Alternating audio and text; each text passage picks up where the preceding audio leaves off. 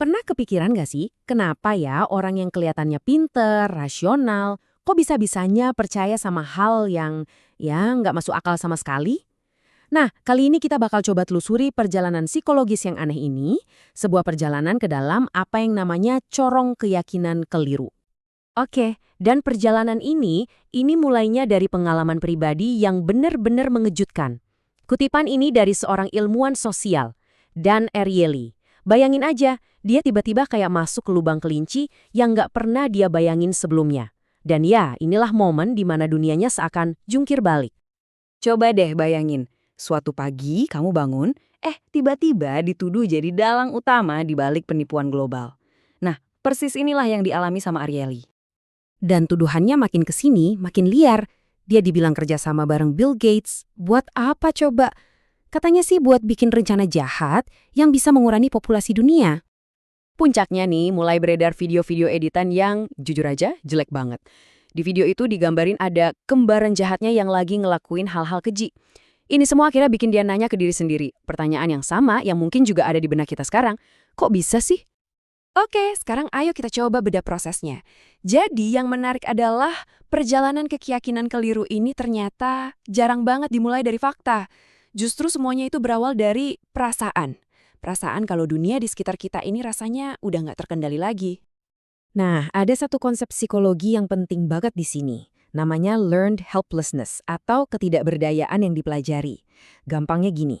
Waktu kita terus-terusan kena stres yang nggak bisa kita kontrol, kayak yang banyak dari kita rasain pas pandemi kemarin, otak kita itu bisa nyerah. Kita jadi mulai ngerasa bener-bener nggak berdaya. Ada eksperimen klasik yang ngejelasin ini dengan gamblang. Bayangin ada dua anjing. Anjing A, dia belajar kalau dia bisa matiin sengatan listrik dengan nekan sebuah panel. Dia punya kontrol. Terus ada anjing B, dia nggak bisa ngapa-ngapain buat matiin sengatannya. Nah, pas keduanya dipindahin ke kotak baru di mana mereka sebenarnya bisa kabur, anjing A langsung loncat keluar. Anjing B, dia diam aja, nggak nyoba sama sekali. Dia udah belajar buat jadi nggak berdaya. Konsep yang kedengarannya akademis ini jadi nyata banget di kisah Jenny. Bayangin, stres gara-gara pandemi, ditambah lagi perasaan nggak punya kendali atas kehidupan anaknya. Semua itu menciptakan kebutuhan yang mendesak banget akan sebuah jawaban. Apapun itu jawabannya. Oke, jadi setelah emosi bikin kita jadi rentan, giliran otak kita sendiri nih yang bisa jadi musuh dalam selimut. Gimana caranya? Yuk kita lihat. Sekarang giliran kamu. Coba jawab pertanyaan ini secepat mungkin ya. Ada pemukul sama bola. Total harganya Rp11.000. Harga pemukulnya Rp10.000 lebih mahal dari bola. Pertanyaannya, berapa harga bolanya? Gimana? Kalau jawabanmu Rp1.000? Tenang, kamu nggak sendirian. Itu jawaban intuitif yang paling umum. Otak kita yang bagian mikir cepat emang suka ngambil jalan pintas. Jawaban yang benar itu Rp500. Loh kok bisa? Gini, kalau bolanya 500 berarti pemukulnya kan 10.500. Totalnya jadi pas 11.000. Nah, poinnya adalah kita sering banget nerima gitu aja pikiran pertama yang muncul tanpa dicek lagi. Apalagi kalau kita lagi stres dan butuh jawaban cepat. Jadi, inti pentingnya tuh di sini. Otak kita itu pada dasarnya nggak didesain buat nyari kebenaran yang objektif. Malah sebaliknya, dia itu jago banget nyari bukti yang ngedukung apa yang udah kita percaya dari awal. Nah, inilah yang disebut bias konfirmasi.